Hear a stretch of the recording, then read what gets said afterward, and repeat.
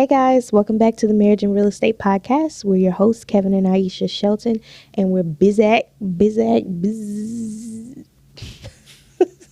All right. Okay, and we're back. She must have had them 50 shots of vodka in that communion plate. That was so funny. No, we are back for another episode, and boy, I tell you, everybody is a real estate investor, aren't they? Ain't that what we want? Yes, we do. But we do want to take some of the mystification out of real estate. misconceptions. Misconceptions. I like that. Misconceptions. Some common Misconceptions, misdirection, misalignment, misnomer. just mistakes. Miss People Ann. out here making mistakes. No, Miss Ann, not that. About real estate investing, because I think we talk about this. We've had this conversation before about how the internet is like cap. Yep.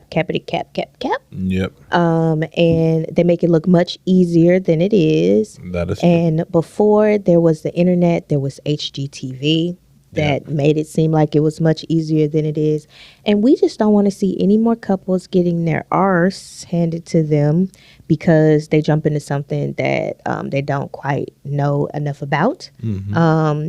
And while I think that experience is a great way to cut your teeth, it could really put a strain on your mental health, Finance, marriage, everything. life, Everything. reputation. Okay, all of it. So we want to talk about a few myths when it comes to real estate investing. So, I think that for the last 2.5 years, since probably a couple of months after the pandemic started, real estate's just been on a tear. It's been going crazy. And that pent-up demand met these low interest rates, and everybody was winning, or everybody looked like they were winning. Everybody was definitely winning. And, the thing about it is, in a market like that, knowledge doesn't matter. Whatever shot you putting up, it's a sinker. Yep. And what people didn't realize is when the market shifts, it goes right back to the fundamentals. You know what I mean?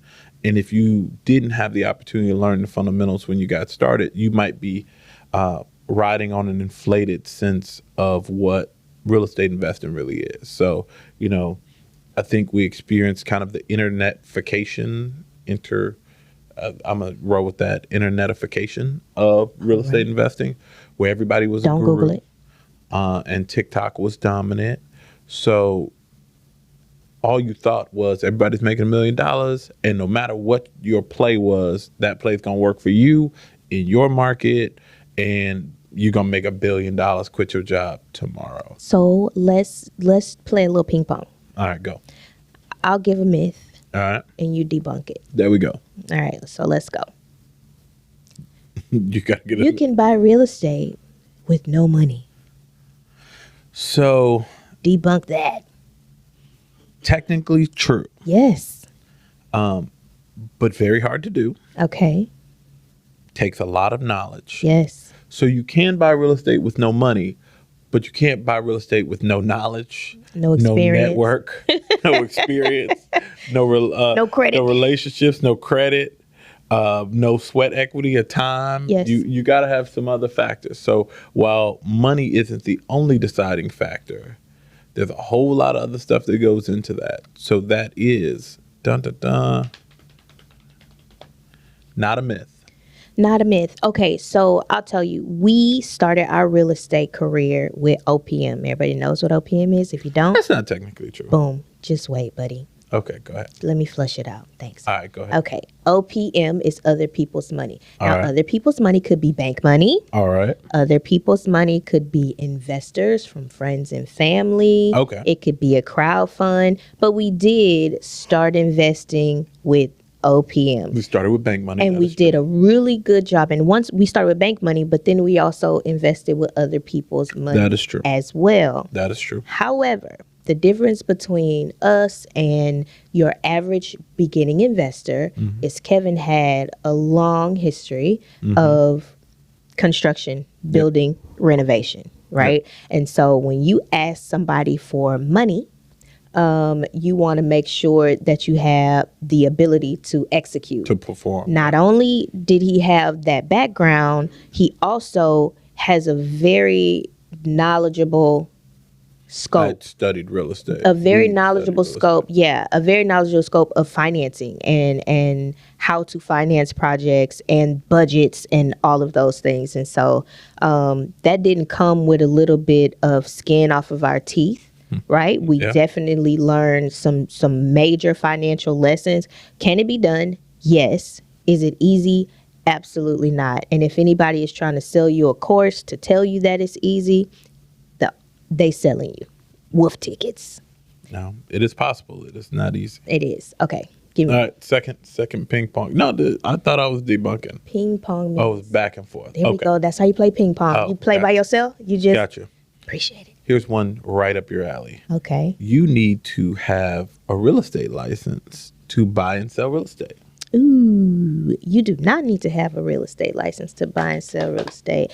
Dun dun dun. So when I was in real estate school, I met a lot of people who said like, "Oh, I want to invest in real estate. That's why I'm taking I'm taking these classes to get my license." Mm-hmm. It's completely different. Um, should you know? Can you know some of those things? Yes. However, does having a real estate license make you a better investor? No. And honestly, the most common thing that you hear from seasoned real estate agents about what they wish they would have done earlier was buy property sooner. Most real estate agents don't own very much property. And they're so busy buying and selling because that's a career in itself that they don't stop and take the time to figure that other piece out. The other thing is your income is up and down and up and down. So it's very difficult to finance things, right? And so as realtors, we get caught up in commissions that we forget about the beauty of real estate investing. But running numbers and doing due diligence, you do not need to be a realtor to do that. As a matter of fact, most realtors don't know how to do that. And I'll tell you, it's funny, myself and Tiffany Ryland were joking the other day about how somebody said, hey, I need to work with an agent. I'm looking to buy some investments. Can you see if these numbers work? No, I can't. You see if the numbers work. You are my liaison. There's an element to this called due diligence, and it's the job of the investor to do their own due diligence. And my job is to just take direction. So if you say, hey, I want to buy this 15-unit apartment complex, then I'm going to write up the contract and negotiate the deal for you and manage the process. But you need to make sure your numbers work because it's not on me as the realtor to figure that out for you. That is something that you have to do and you have to understand. That is true. You want to add anything to that? Don't let, this is going to be twofold.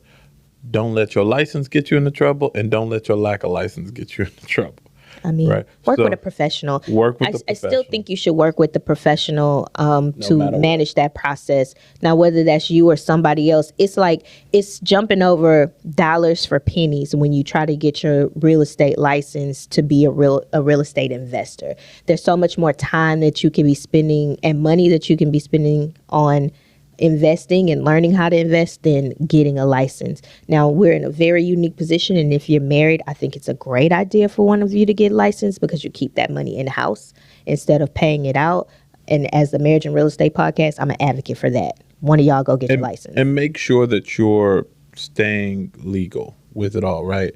Because I know that was a big thing, is using track contracts when you're not a licensed agent. That's a big thing. So make sure if you're not an agent, you either are working with an agent to draft a Texas real estate contract or, whatever your state real estate contract is, or you use a legal contract that's not a state form that requires a license, just to make sure you're protected. Yeah.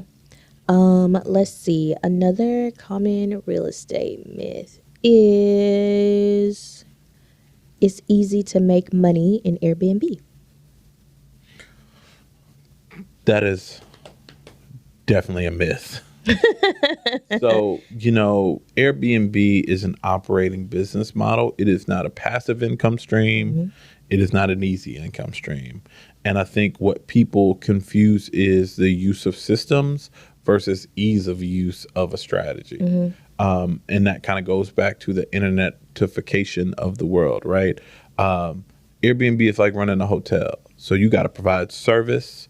You got to provide an outcome that somebody's paying for, whether that's a really nice, house that's clean and safe and whatever, or, you know, an experience that doesn't leave them wishing that they didn't come to your place, right? Like you want to make sure that in order to get your business sustainably, right? Like to have repeat business, regular business, you want to run it like a business. And I think people see, oh, well, I'm just going to put some furniture in a room and then there you go, Airbnb. And you could do that, but that's not an operating, that's not taking the strategy out to the fullest extent. So easy is not something that I would describe Airbnb as. Very possible, systemized, it can be profitable, for the right operators. It wasn't something that we enjoyed, and it wasn't the profitability that we didn't like. It was the operational side of it. So I'll tell you, because we have other operational businesses. Yeah. I think too that what people don't take into account is operating, right? And what revenue looks like. So you might bring in $10,000 a month from this Airbnb, but after all of your expenses, what are you left with? That's the real. Then you have to ask yourself, is it worth it, right? Because if after all your expenses, you walked away with $400 every month, well, you probably be better off putting a long-term tenant walking away with 300 or 320, and it's less work, and it's less taxing, and so there's that. And then also, I feel like people really over glorify the business as passive, like you were saying. And it's an extremely active business. And even when you have systems and people, that cost money, which cuts into your profit. And so you find yourself in the same place. But we do know people who run very profitable Airbnbs, but it's a business, and you really have to treat it like a business and not just like some passive source of income, because it's not. No, true story. And, it's just the internet that tells you otherwise. So I have a myth for you. If you don't stop patting your damn thighs. I'm trying to drum roll. So my myth is you need to quit your job to invest in real estate. Ooh, very ghetto. You may have heard our story. Kevin and I both quit our jobs to go full-time in real estate. And you may also hear us say, we don't recommend it. We definitely don't recommend it. The reason we ain't quit our job to invest in real estate. No, we quit our job because we had to run our business. And to work in the real estate industry. But let's be very clear. We still work. We probably work. We work more than we did when we had regular jobs. Is there satisfaction? Yes. Yeah. There is a lot of satisfaction on this side. A lot of hustle, a lot of hard work. But I think if you have the temperament for it, if you really like your job, if you don't have a job problem, it's what Kevin likes to call a job problem. Whenever we talk to people and they say they want to be in real estate or do real estate, it's like, why? And it was like, I hate my job. I don't want to wake up. I don't want to do that. And you don't have a real estate problem. You got a job. Real estate problem. You got a job problem. You don't like your job. But for some people, they really like their job. They like climbing the ladder of success. And I mean, that works for them. And so it is so much easier, y'all, to buy real estate if somebody has a W-2 income. 1,000%. It is not impossible to buy real estate if you don't have a W-2 income. But when I tell you how much easier it is to just add properties to that portfolio, when somebody has a W-2, even if one of y'all has a W-2, it makes a world of difference. And so we have investors that invest with us that have high salaries, and they passively invest with us in our business, and they make a pretty good return. And they have aspirations of doing real estate full time, and that's cool too. But they're amassing this portfolio while they have this steady paycheck. And if I could advise anybody to do it, unless you got this specialized background like Kevin, I would really say take a strategic approach to that. And maybe your ultimate goal is to be out of your jobs, but really find out what that passive number needs to be for you to comfortably leave that job. And there's so many career paths inside of real estate. I was watching a Ryan Serhant video, and he was talking about the no risk of being an agent, right? He's like, my sellers have to, they have to own the asset, they have to price the asset, they have to, hold the asset until we sell it. So there's risk in that. My buyers have to be approved for finance, and I have to have the money to buy. They have to be able to close the deal. Well, there's operational risk in that. He's like, I'm just a middleman putting it together. So I have very little risk in bringing these two together, so I could just make money. Yeah. Right. And I think for people who don't have that specialized background and have a passion for real estate and maybe a job problem, being an agent is a good career path. Or something in that real estate path, whether it's an inspector or an appraiser, because lender. there's so many jobs, a lender. There's so many jobs that are needed in the real estate industry, and they give you the capital to invest, right? Like working that as a job. So if you hate your job, and we've heard countless stories from guests on the podcast who were working whatever jobs and got into real estate, right? That can be your path to get there. But it is not the only path to get there. And you can definitely ride your W-2 into your investing dreams and Yep. keep your job the whole way. Yeah. So I recommend that. Yes. It's my turn. It is your turn. Last one. Last one. Do you have Last myth. something? Because I don't. No. I got one after you. You I gotta know. have I'm one. saying, do you have one that I could give you? Maybe one that's like, oh, this is a good one. Let me give it to it. You have to have a background in building to build. Ooh. Okay. Here we go. And you want me to answer? You want me to ask You have to more? have. Here's your myth, Kevin. No, you have to have background in building. So what is your response to that? So you do not have to have a background in building to build. Do I recommend it? Definitely. But there's plenty of people who get into building that don't have a background in building. But here's what you need. And this is the points of wisdom to that. You need to partner with somebody who has more experience than you in building to evaluate accurately contractor bids, contracts, things like that. Because where most people lose their shirt is not understanding construction.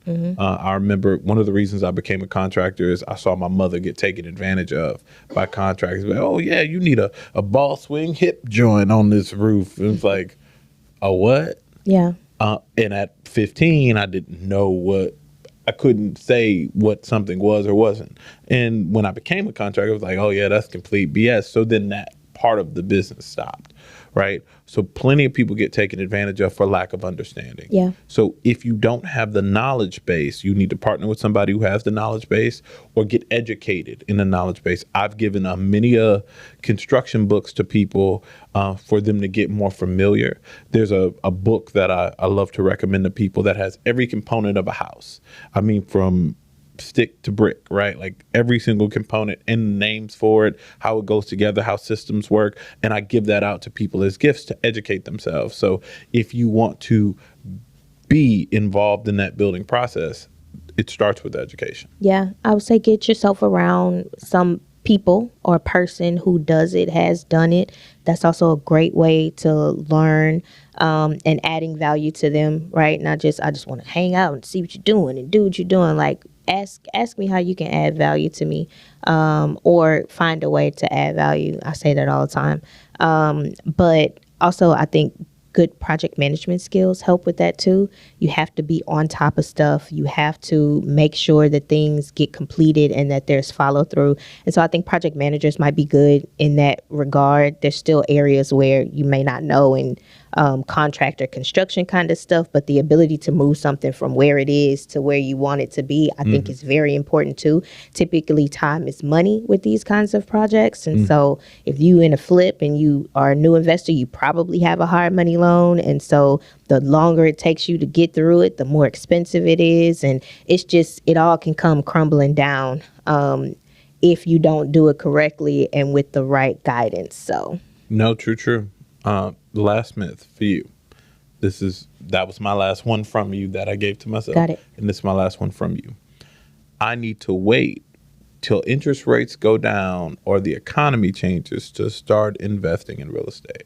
Okay. Oh, this is a good one. Okay. So absolutely, positively not. If you would have asked me a year and a half ago, is it a good time to invest in real estate? I would have said yes. Interest rates are low. I mean, you can get more bang for your buck. It's a really great time. Now, some of the challenges that were happening in the market were multiple offers that are over list price, well over list price, waiving the appraisal. So that just means you could get a house that's worth 240,000, but you go, I don't care if it's worth 240,000. I don't even want to know. And the house is worth 180,000. You just take that risk. I mean, people were taking that kind of risk in the market. And so if somebody asked me today, is today a good time to buy a house? I'm going to say absolutely. And let me tell you why. Because now you have more negotiating power.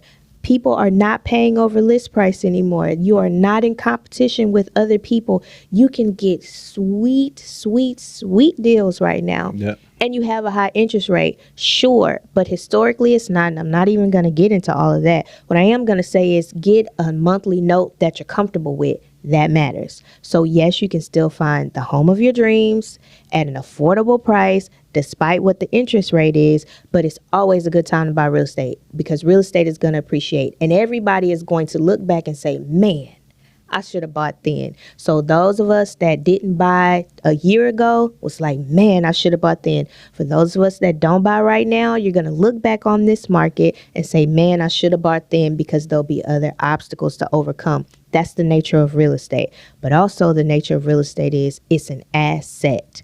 Regardless of when you buy, you're holding on to an asset. And if you hold on to it for a good amount of time, sometimes it's short, depending on what the market looks like, and sometimes it's a little bit longer. But you know you're going to be able to squeeze money out of that asset. So today, right now, always. And I want you right now to like and subscribe and hit that notification bell and follow us on the Marriage and Real Estate Podcast, our YouTube channel, Instagram, Marriage and Real Estate, Kevin and Aisha Shelton, or Kevin Shelton, Aisha Shelton, and stay tuned for all the amazing things that we have. That was great advice. I couldn't even add anything to that. So I think that's a great time. We busted a lot of myths. We did. Let people know what the real deal is with real estate investing.